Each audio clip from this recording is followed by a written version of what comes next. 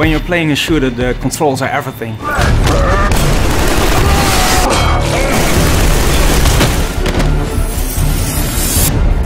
When we started working on Killzone 3, we first read through all the forums and the reviews to see what people liked about Killzone 2 and what they thought could be improved.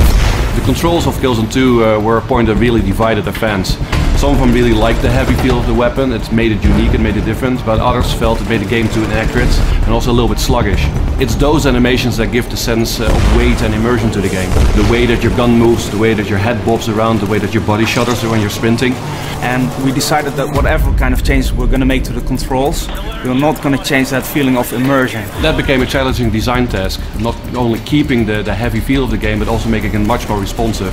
And I think in Killzone 3 we actually achieved exactly the right balance.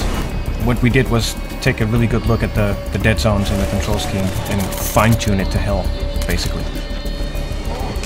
We came up with a system that we call brutal melee.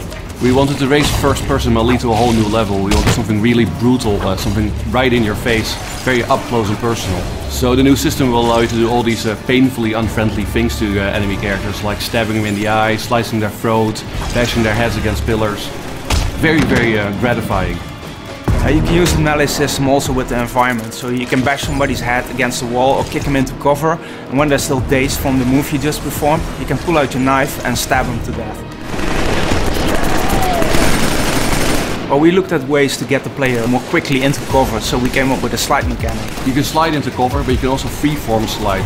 So in some cases, if the tactic is right, you can slide underneath enemy fire, turn around and shoot them in the side or shoot them in the back. Well, at the end of the day, Killzone 3 is a shooter, and a shooter isn't a shooter without some very heavy weapons that you can carry around. So for Killzone 3 we added a third weapon slot, and in this slot you can carry the most heavy weapons. The first Killzone had these really massive gyro-stabilized weapons, and that's something that we brought back for Killzone 3. So now we're giving the player a giant minigun that he can carry around, as well as the Wasp rocket launcher, which is a multi-rocket anti-vehicle weapon. What I'm most proud of for Killzone 3 is how all these new mechanics come together and work together really well.